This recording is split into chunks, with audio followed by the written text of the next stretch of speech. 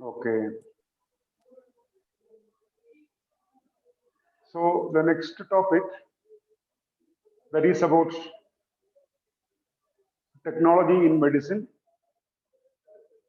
or in other words, we call it as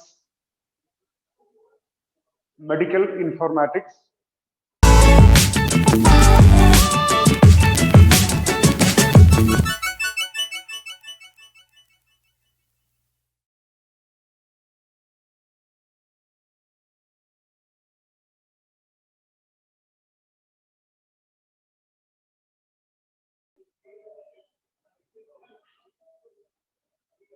So medical informatics or healthcare informatics or biomedical informatics is one of the branch of science and engineering that apply informatics field to medicine.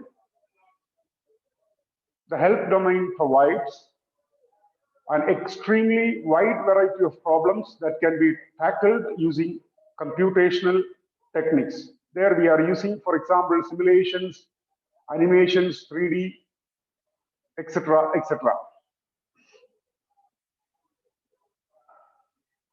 So here, how are computers used in medicine?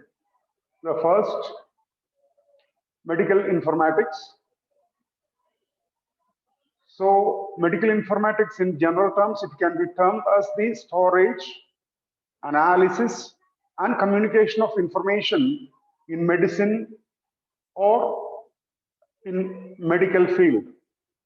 So it can be used, this information can be used for communication using internet to maintain the medical reports or medical records, to transfer or to know or to diagnose the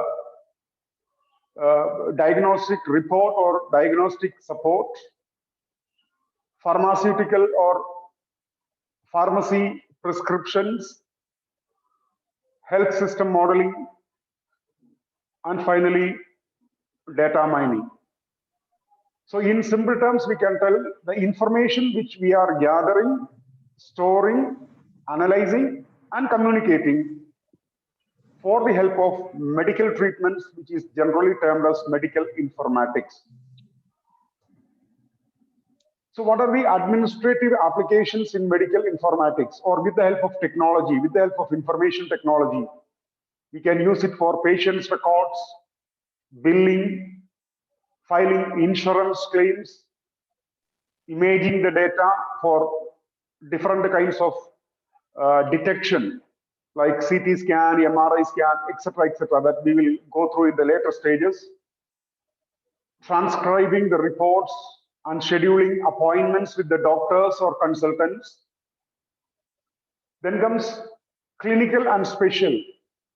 So in clinic, what are the data or what are the information they actually need for the doctors and the assistants, like the patient data, pharmaceutical referencing, which pharmacy to approach for getting that medicine, etc., medical guidelines, calculations, scheduling and appointments, database of pharmacy numbers, consultants, etc., that is their contact numbers, and to contact among other medical professionals.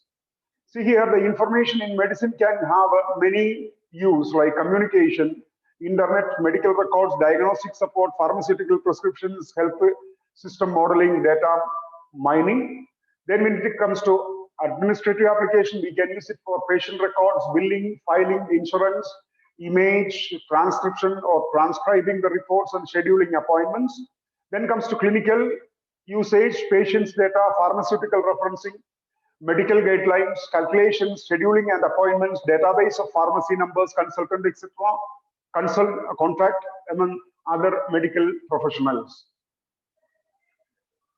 Then it can be used in the computer-assisted surgery,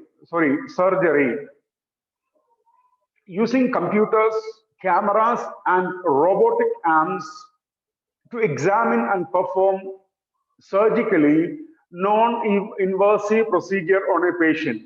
So surgical or surgery can be done with the help of computers, cameras, and some of the robotic arms, like for example, for knee repair, gall, gallbladder removal. Normally, stones will be there in the gallbladder. Actually, it is not much important, but when it comes to when it have more pains, sometimes we may use to remove the stone, or sometimes the gallbladder itself, because it is having limited functions with our body.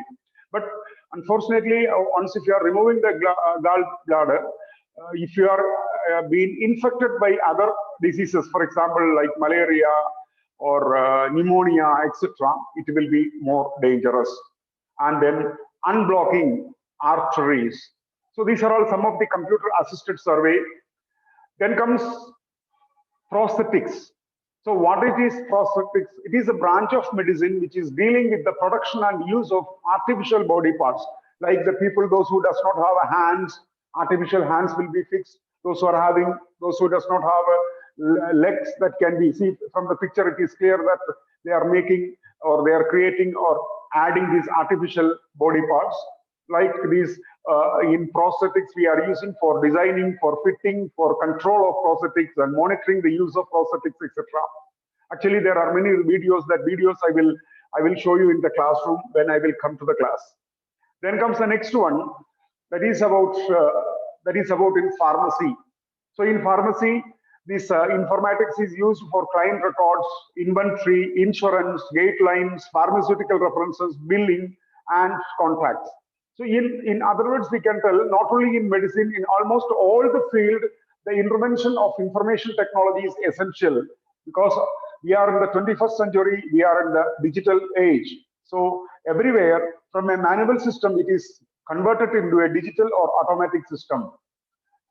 So how is digital imaging used in the radiology these days? So digital imaging, digital image processing, mostly you have studied about that subject, DIP, digital image processing. So how the digital image is used in radiology? So what is radiology? It's also a branch of medical science dealing with the medical use of X-rays or other penetrating radiations. Radiations, mainly we may use it for cancer, to detect the cancer, detect the tumors, etc. over the body. Excuse me.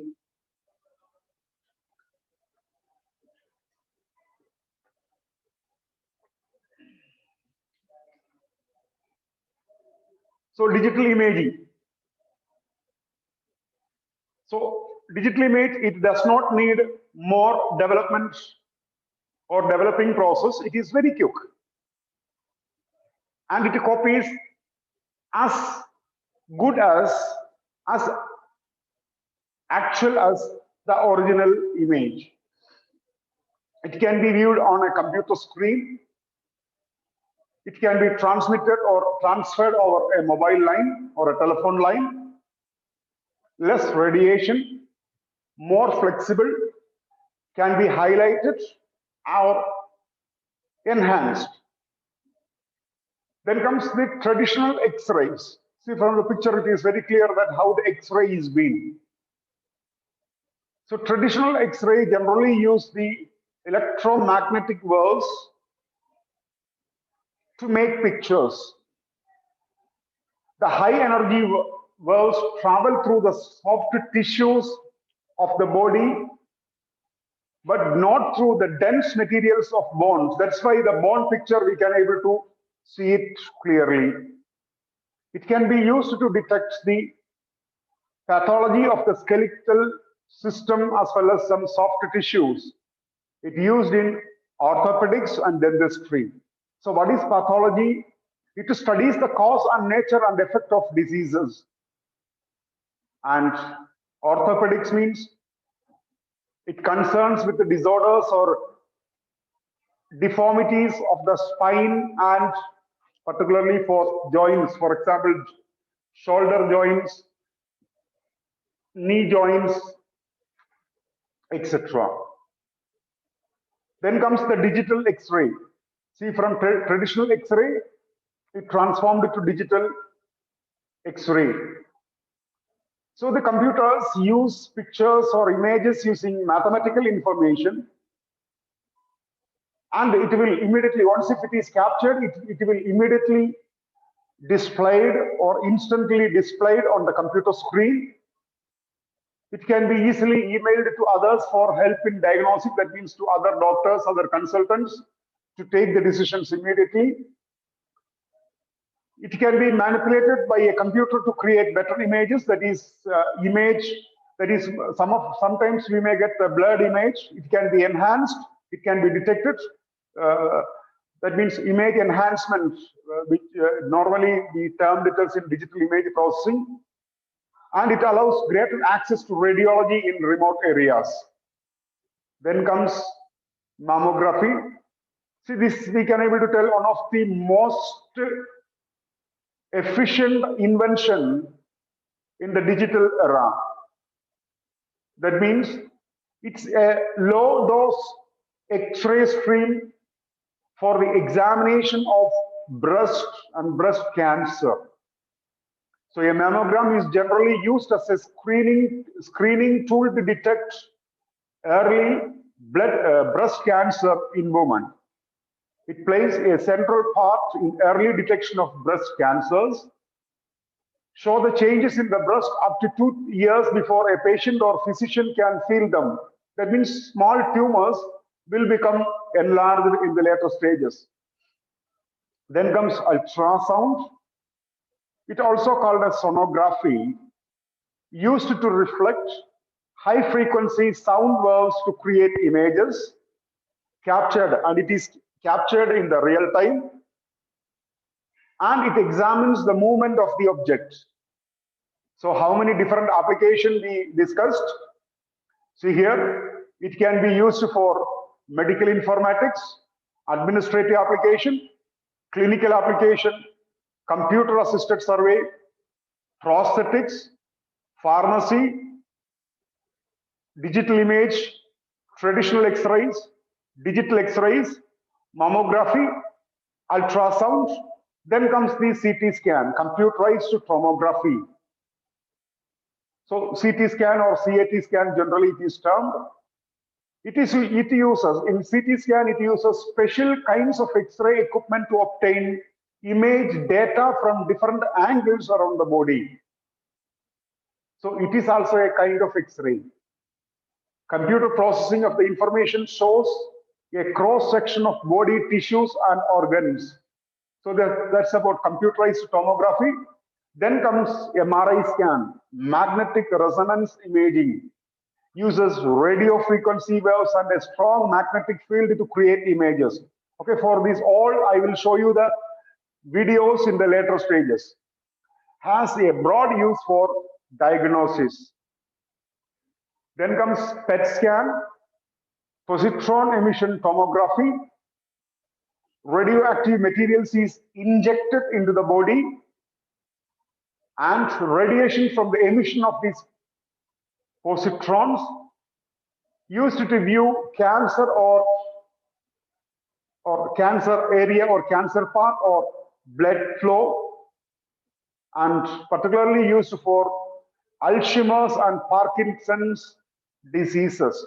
Alzheimer's, you know, means which we are losing our memory, and Parkinson's means you will be something like a small insect, means your total body will be, we can tell that in a particular body, means there will not be any growth for the body.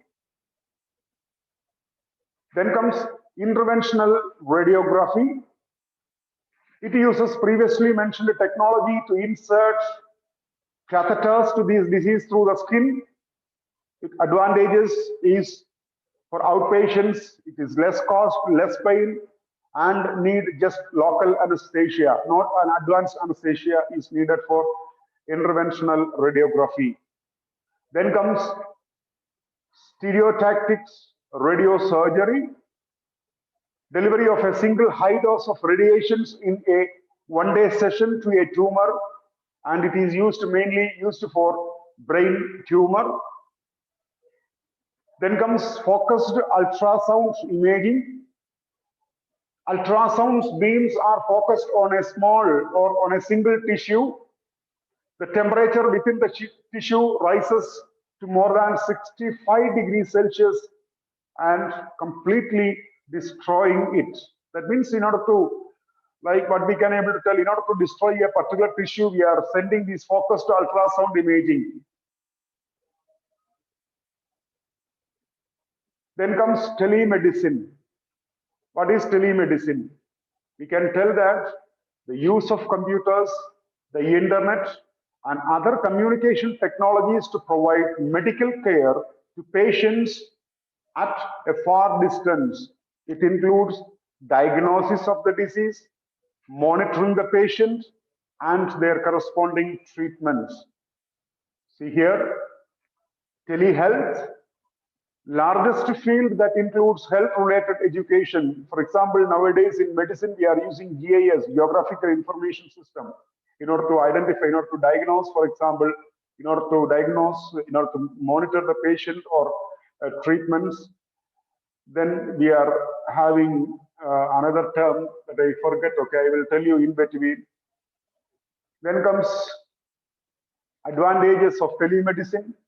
It brings high quality medical care to anyone, regardless of distance, decreases the patient's waiting time and the patient's travel time. And teleradiology, it is the oldest form of telemedicine using computers and telecommunications. Interactive video conferencing, the conferencing that allows the medical professionals or patients to consult in real time using telephones and video screens. So we can have the treatment. Sometimes the doctor may be in US and the patient may be in Sudan. So we can have an interaction to each other. They can monitor the patient. They can inspect what the cause of treatment that can give to the patient, etc. Telepathology, transmission of microscopic images over telecommunication slides, allowing the pathologist to view images on a monitor instead of under a microscope. And telepsychiatry uses teleconferencing to deliver psychotherapy. May not be suitable for some types of mental illness because it will give you a negative result. And remote monitoring devices like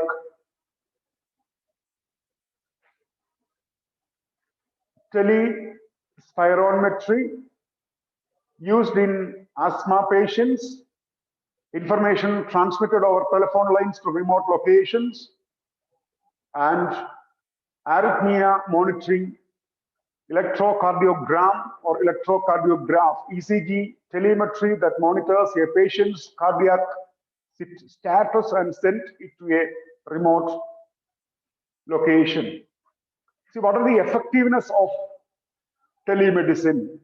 It examines a patient at a distance is not the same as examining that patient face to face. In prisons, telemedicine has led to decreased cost and improved healthcare in the prison mates or inmates. Medical assistance at a remote sites may be useful, particularly in the COVID-19 because we can always keep a distance. Small hospitals and clinics may find hardware cost and prohibitive. Research studies generally favorable for medical and cost effectiveness. Then comes use of telemedicine. Healthcare to the elderly, like homebound people. Connect rural primary care physicians to urban specialists.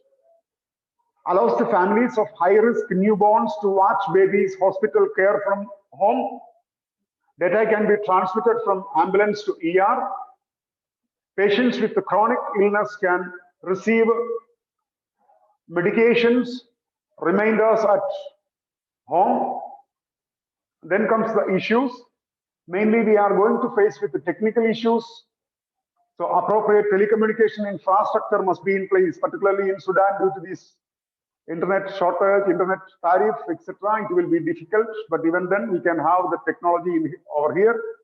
Appropriate telecommunication infrastructure must be placed. Not available in some rural and urban areas. Requires high bandwidth.